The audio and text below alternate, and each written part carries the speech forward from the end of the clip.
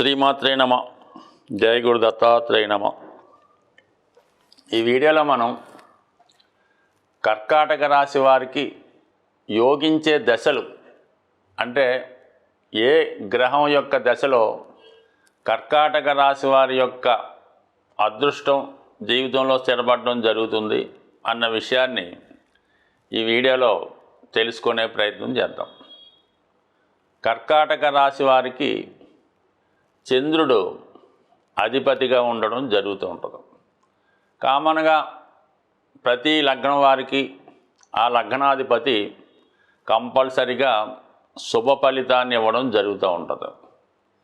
అలాగే మరి చంద్రుడికి ఒకటే రాశి కర్కాటక రాశి, అతనికి స్వక్షేత్రం కాబట్టి కంపల్సరిగా చంద్రమహాదశ ఈ కర్కాటక రాశి వారికి జీవితంలో స్థిరపడేలాగా చేస్తుందన్నమాట. అంటే ముఖ్యంగా ఏంటంటే మాతృ సౌఖ్యం, మదరు ఎప్పుడు కూడా తన యొక్క పిల్లలు ఎప్పుడు అభివృద్ధిలోకి రావాలి, క్షేమంగా ఉండాలి, ఎప్పుడు వాళ్ళకి ఏ లోటు రాకూడదు, ఎప్పుడు కంఫర్ట్గా సుఖమైనటువంటి ఆహారం, మంచి నిద్ర, అంటే చిన్నప్పటి నుంచి మదర్ ఏ విధంగా పిల్లల్ని సంరక్షిస్తూ ఉంటుందో ఆ విధంగా కర్కాటక రాశి వారికి చంద్రమహాదశ జీవితంలో అన్ని సౌకర్యాలు ఇవ్వడం జరుగుతూ ఉంటుంది. మరి చంద్రుడు అమావాస్య, పౌర్ణమి ఈ దశలను బట్టి ప్రతిరోజు తన కళల్ని మార్చుకోవడం జరుగుతూ ఉంటుంది. కాబట్టి చంద్రుడు ఉన్నటువంటి స్థితిని బట్టి ఆ దశ కూడా రావడం జరుగుతుంటుంది. అంటే ఒక అమావాస్యలో పుట్టిన వాళ్ళకి ఒకలాగా, దశమి అలాగా కొద్దిగా తేడా ఉంటుంది. బట్ ఏదైనా చంద్రమహాదశలో వారి యొక్క ఏజ్ని బట్టి వాళ్ళకి వివాహం, సొంత గృహం, సంతానాన్ని ఇవ్వడం జరుగుతూ ఉంటుంది. అంటే చిన్న ఏజ్లో వచ్చినప్పుడు కాదు, అది వాళ్ళ యొక్క దశ టైంలో సరైన దశలో సరైన టైంలో సరైన దశ రావాలని చెప్తూ ఉంటారు. అందుకనే ఏదైనా చంద్రమహాదశ కర్కాటక రాశి వారికి మంచి ఫలితాన్ని ఇవ్వడం జరుగుతూ ఉంటుంది. దాని తర్వాత రవి మహాదశ. రవి 6 సంవత్సరాలు ఉంటాడనమాట ఈ కర్కాటక రాశి వారికి. రవి గ్రహరాజు అవటం వల్ల జాతకుడు చేసుకున్నటువంటి పనిని బట్టి ఆ గ్రహం ఫలితం ఇవ్వడం జరుగుతూ ఉంటుంది. సన్మార్గంలో 10 మందికి ఉపయోగపడుతూ, నిజాయితీగా న్యాయబద్ధంగా ఉంటూ, ప్రభుత్వానికి అనుకువగా ఉంటే ఆ దశ కంపల్సరిగా జాతకుడికి ఉద్యోగాన్ని, ఉపాధిని కల్పిస్తుంది, తండ్రిని చేస్తుంది, అధికార హోదా ఇస్తుంది. అంటే మనకి నవగ్రహాలు పోల్చుకున్నప్పుడు చంద్రుడేమో రాణి గారు ఎప్పుడు కూడా అందరికీ మంచి చేస్తుంటారు. ఈ సూర్యుడేమో రాజు.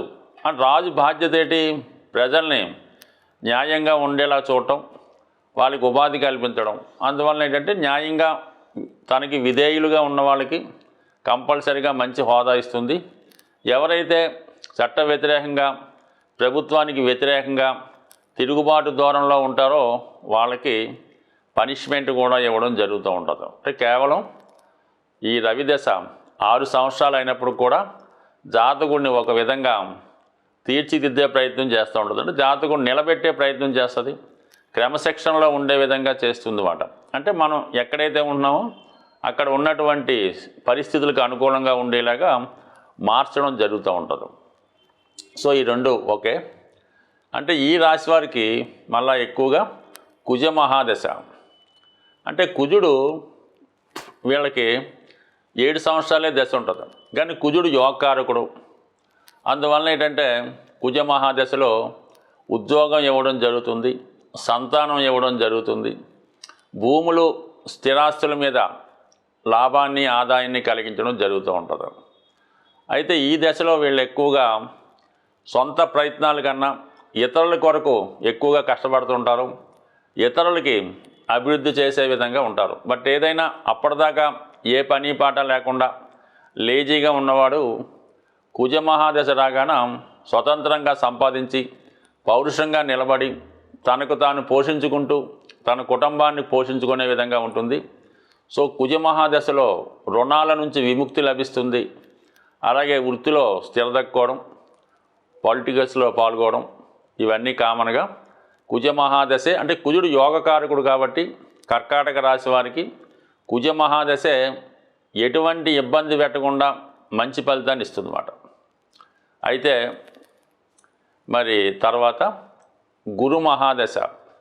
గురువు ఈ రాశి వారికి షష్ఠ భాగ్యాధిపతి అవడం వల్ల సగం మంచి ఫలితాలు, సగమేమో ఇబ్బంది పెట్టే ఫలితాలు ఇవ్వడం జరుగుతుంది. అంటే ఇబ్బంది అంటే ఏమీ ఇబ్బందుల్ని కష్టాలని కలిగించడం కానీ కొద్దిగా క్రమశిక్షణగా, అంటే ఒక విద్యార్థి చదువులో వెనకబడి ఉంటే అతని ఎడల ఉపాధ్యాయుడు ఎటువంటి పరిస్థితి కల్పిస్తాడో, ఏ విధంగా శిక్షిస్తాడో ఆ విధంగా శిక్షించడం జరుగుతూ ఉంటుంది. గురు మహాదశలో షష్ఠ భాగ్యాధిపతి అవ్వడం వల్ల అంటే ముందుగా శిక్షించి బాగా ట్రైనింగ్ ఇచ్చి దాని తర్వాత జాతకుడిని ఒక మంచి మార్గంలో పెట్టి స్థిరపెట్టడం జరుగుతూ ఉంటుంది. అంటే మొత్తం మీద ఏంటంటే ఈ కర్కాటక రాశి వారికి రవి, చంద్ర, కుజ, గురు ఈ 4 దశలు ఎప్పుడొచ్చినా సరే చాలా వరకు శుభాన్ని ఇస్తుంటాయి, అంతర్దశల్లో కూడా.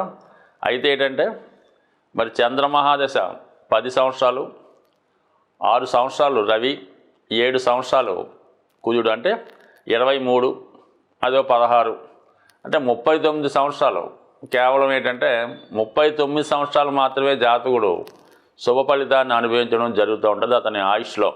ఈ విధంగా వీళ్ళకి ఈ దశలు, శుభాన్నిచ్చే దశలు తక్కువ పీరియడ్ రావడం వల్ల ఏంటంటే సరిగ్గా స్థిరపడే టైంకి ఏదో అవాంతరం రావడం, మళ్ళీ కిందకి వెళ్ళిపోవడం, మళ్ళీ జీవితం మొదలెట్టడం, ఈ విధంగా అప్ అండ్ డౌన్స్ నడుస్తూ ఉంటుంది. జీవితంలో పూర్తిగా స్థిరపడడానికి 50 సంవత్సరాలు దాటవలసి ఉంటుంది. దాని తర్వాత మాత్రమే వీళ్ళు జీవితంలో స్థిరపడి సుఖపడే యోగం అది ఉంటుంది.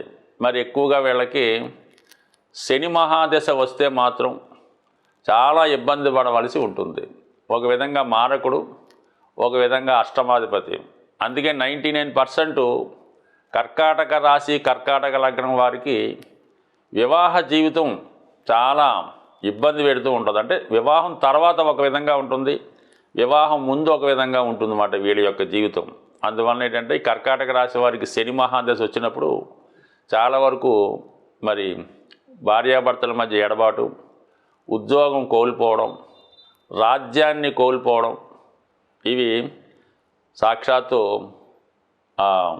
పరమాత్ముడైనటువంటి శ్రీరామచంద్రుల వారికే శని మహాదశలో ఆయన రాజ్యాన్ని కోల్పోవడం, అంటే కోల్పోవడం కాదు, టెక్నికల్గా అనుకోవాలి, కొంతకాలం పాటు దూరంగా ఉండవలసి వచ్చింది. అంటే మళ్ళీ తిరిగి రావడం జరిగింది. బట్ ఏదైనా అది అవతార పురుషుడు కాబట్టి అంటే విషయం అర్థం అవడానికి చెప్పడం జరుగుతూ ఉంటుంది అన్నమాట. చాలా కష్టపెట్టడం, కఠినమైనటువంటి జీవితాన్ని గడపవలసి ఉంటుంది శని మహాదశలో ఈ కర్కాటక రాశి వారు. అందుకని నిరంతరం వీళ్ళు ఈ కర్కాటక రాశిలో జన్మించిన వారు ఈశ్వరుని, అంటే శివుణ్ణి ఎక్కువగా పూజించుకోవలసి ఉంటుంది.